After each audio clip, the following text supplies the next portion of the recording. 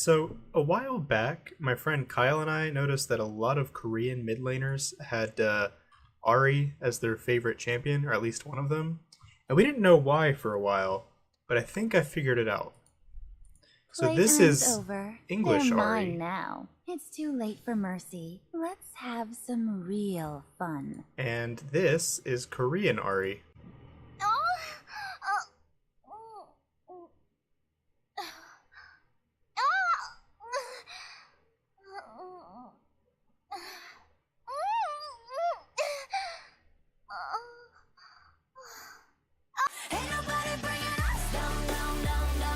Down, down, down, down, down, down, down, down, down, down, down, down, down.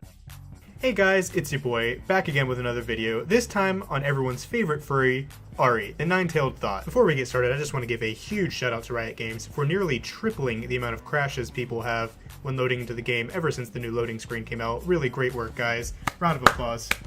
Really just proud of what you've done here today. As usual, before we learn how to play Ahri, we need to learn her backstory.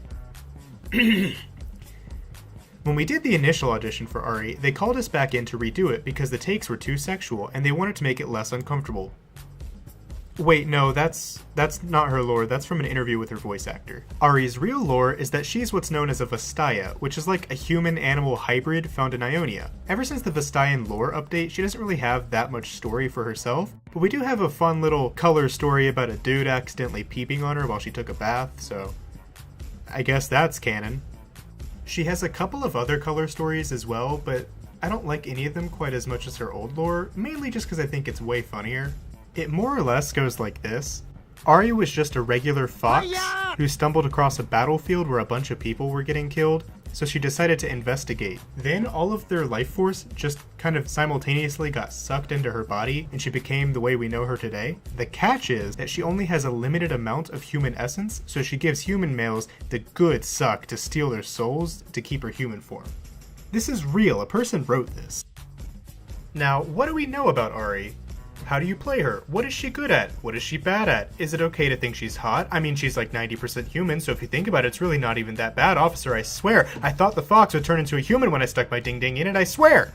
Basically, I am what they call in the business an Ahri pro, so I'm gonna learn you how to suck the LP out of your games with Ahri like me. You see what I did there? I said suck, like before when I was talking about her lore. Pretty clever, right? Now to teach you how to play Ahri, we're going to turn her name into a nifty little acronym to make it easier to remember what to do. Starting with the first letter of Ahri, A. A stands for... Now you're probably thinking, Tiny, that's not a word. That sounds like a woman having sex. Pretty much. In our case though, this ability represents pleasure. Like the pleasure you get from using an ability as awesome as Ahri's Q. Rasengan. This ability is great. You throw it forward, it does some damage, then it comes back and does some true damage. Another nice thing about it is that after you hit enough enemies with this ability, you gain a passive I like to call Good Suck, where you steal a bit of health based on the damage due from all the enemies hit. This ability is great, and it's the core piece of your kit, as well as the main source of damage you have. It does a decent amount of damage and scales super well when you snowball. It also goes right through minions, so it's great for poke and lane. Another nice little detail about it is that it can't be stopped by things other than like Wind Wall or Braum Shield, otherwise it will always reach its max distance. Now before we cover her W, I want to talk about her E, Sexy Jutsu, since it's the next most important ability you have. The acronym we use for this is H, as in he notices your bulgy wolgy. What the fuck did I say that? Ahri throws out a somewhat slow-moving, heart-shaped projectile. If you hit an enemy, they will slowly walk towards you for a moment, leaving them vulnerable. The reason I wanted to talk about this first is because of the way it interacts with your other abilities. For your Q, there isn't much interaction, but there is something important to know. An enemy hit by your E will receive a debuff, causing them to take 20% more damage from all of Ahri's abilities. Because of this, this ability should determine if you take a trade or not. If you hit your E, go in, but if you miss, get the fuck out of there. You know, I like the concept of Hex Tech. I do, I really do. I just think I'd like it a little more if I couldn't get skins that I just bought like 2 fucking weeks ago with real money! Oh, but you know what, at least I got Infernal Alistar, and I'm definitely gonna use that skin. The next letter in Ahri is R, as in, really not that important. Of course we're talking about her W, Mozilla Firefox. Now, don't get me wrong, this isn't a bad ability, it's just that compared to your other ones, it's a little lacking. The way it works is Ahri creates 3 will-o-wisps which float around her until she gets into range of a target. The wisps will target enemies automatically in this order of priority. Enemies hit by your W, enemies currently targeted by Ahri, or lastly, the closest enemy nearby who does not meet the previous criteria. The damage from this ability is pretty okay. Its real strength is that it pretty much procs Electrocute for you for free, which is super nice. The main thing it's used for is getting a little extra damage in trades or finishing off enemies which would otherwise need a few auto attacks to finish. Some people like to max this ability after your Q since it gives you a decent bit of free damage, but personally I like to level E second since it increases the charm duration. The last letter of Ahri is I, as in infinite dashes. Ahri's ult, and the thing that really makes her special, is that she essentially has 3 flashes.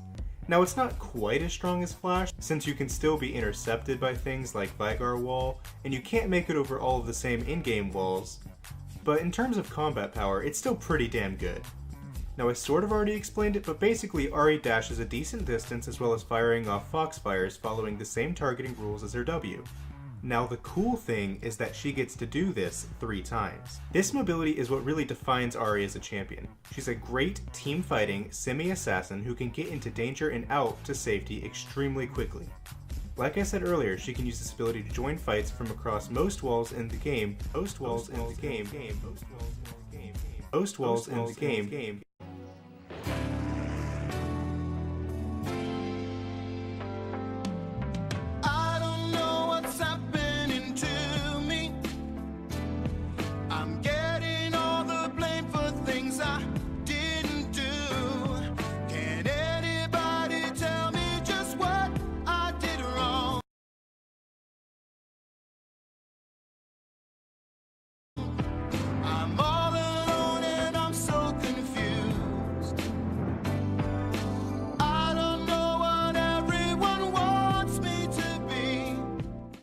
And that's pretty much Ahri. She quick, she thick, she pretty much just Naruto without the dick. But you know what, at the end of the day, sometimes that's all you need. She's a great team fighter, and she's really strong against enemies who she can oppress in lane and then roam. However, she's also pretty weak against enemies like Heimerdinger or Vigar who can stop her from charming or dashing. So naturally, you will be up against them pretty much every game. Another personal thing I like about Ahri a lot is just how flexible she is. You can pretty much build whatever you need at that moment. One of my personal favorites is Proto Belt. It might not be the most practical, but it sure is fun because they never expect you to have an extra dash, especially not one that does as much damage as it does. Before I go, I want to do a quick recap of 3 important things to keep in mind. Number 1, if you miss your E, do not go for trades, unless it's just free damage. Number 2, don't tower dive unless you have a charge of your ult to get you out. And lastly, number 3, never, never, ever Brothers, sisters, brothers,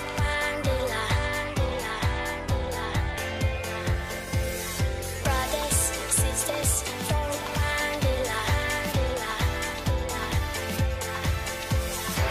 my friend, could we stand together? Look at us, we can stay forever. Show me sister, show me brother, and we stand strong for one another. Come on, come on, come on, come on, yeah! Come on, come on. We put the leaders over the islands. You don't save petrol from a can. You put the petrol in the United States. Don't be rama-rama, messing with your brain. You say you're dead.